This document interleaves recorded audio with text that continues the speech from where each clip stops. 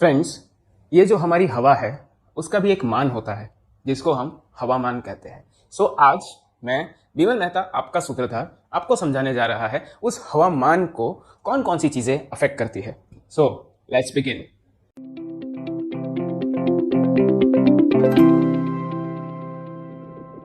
Friends, there is a thing called weather and there is a thing called climate.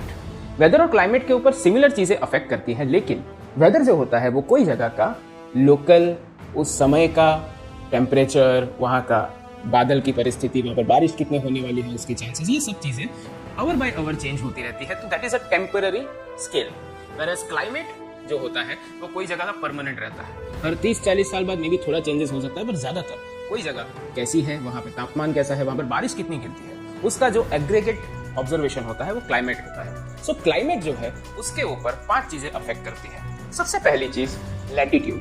Latitude means, जैसे हमने इसके पहले के videos में समझा है कि जो इक्वेटर होता है वहां पर सनरे सीधी गिरती है तो टेम्परेचर ज्यादा होता है, और जैसे जैसे हम इक्वेटर से दूर जाते हैं राइट, तो हमारा लैटिट्यूड या तो नॉर्थ या तो साउथ में बढ़ता है, एंड वैसे वैसे हमारा टेम्परेचर जो होता है वो भी धीरे धीरे कम होने लगता है राइट। तो जैसे हम लोग एकदम नॉर्थ पोल पे पहुंच जाते हैं या साउथ पोल पे पहुंच जाते हैं तो वहां पर टेम्परेचर इवन माइनस में रहता है right.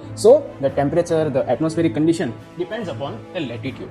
Second thing is altitude. Altitude means आपका सी लेवल है उससे कितनी ऊंचाई पर है। जैसे for example if you go to places like Himalayas, तो वहां पर आपको मई के अंदर भी अच्छी खासी ठंडी देखने को मिलती है। लेकिन अगर आप चेन्नई या फिर तिरुवनंतपुरम या इवन मुंबई भी चले जाए तो वहां पर ठंडी के सीजन में आपका एवरेज टेम्परेचर 20-22 के आसपास रहता है right. So that is basically the altitude, कि वो समंदर के नजदीक है और वो समंदर के किनारे पर है, तो उसकी वजह से वो एक फ्लैट एरिया है, तो वहां पर टेम्परेचर उतना ज्यादा इफेक्ट नहीं करता। लेकिन हाइट पे जाते हैं तो टेम्परेचर कम होता है। एंड इसके प्रीवियस वीडियो में हमने समझा था 1 डिग्री सेल्सियस कम होता है हर 165 मीटर की ऊंचाई को जब हम कवर अप करते हैं राइट। जिसको नॉर्मल लैप्स रेट कहा जाता है। सो that is your effect of altitude. तीसरी चीज जो अफेक्ट करती है वो है distance from C.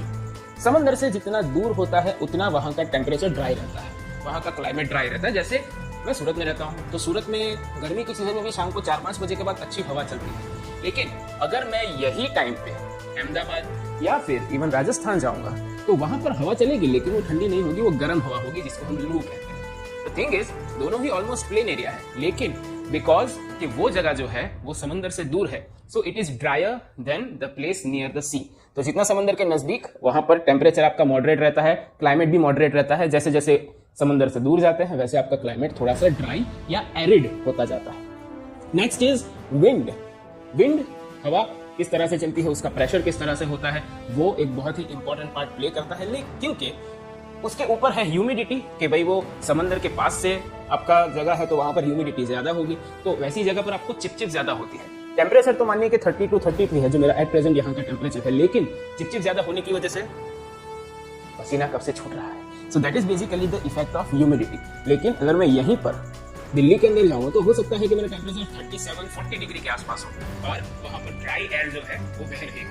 So that is basically the humidity and wind. So ये पांचों कहीं ना कहीं एक दूसरे के साथ जुड़े हुए हैं, और हमारी जो एटमॉस्फेरिक कंडीशन है उसमें जो चेंजेस होते हैं उसके लिए ये पांचों फैक्टर्स काम में आते हैं, अफेक्ट में आते हैं। So friends, this is about the factors which affect our हवामान, दैट इज द क्लाइमेट।